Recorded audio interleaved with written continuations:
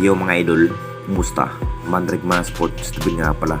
Ating pag-usapan, latest fight, Pinoy Boxing, pinabagsak ang kalaban sa 3 rounds. Ngunit bago ang lahat, huwag mong kalimutan subscribe at click ang notification bell para like kang updated sa ating latest upload natin. So grabing laban nga ang ipinakita sa ating pambato ng Pinoy laban nga sa Californian boxer mga idol na si Gudjan. Masasabing hindi na rin mapigilan pa ng Pinoy ang kanyang gigil na pabagsakin nga ang isang kalaban.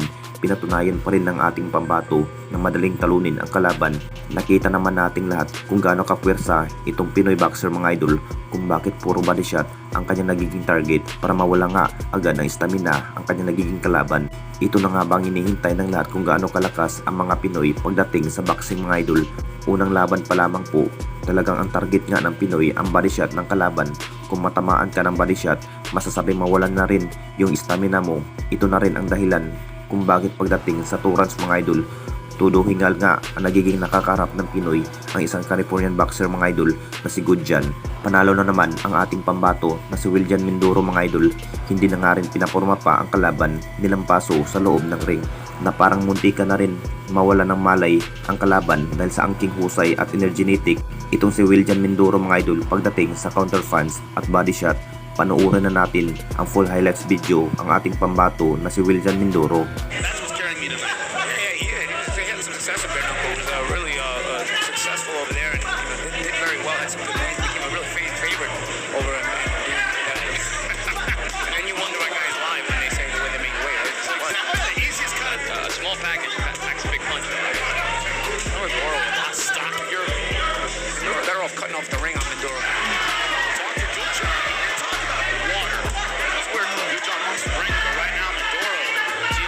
Shots. Minduro's been running. Minduro's having to get into a big shot, getting hurt to the body now, getting some big shots.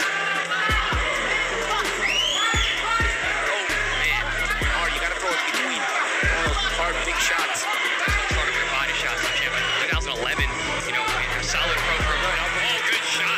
Nice uppercut. Start up round number 2. 100% knockout rate for Mindoro. Won his career 9 times in victory.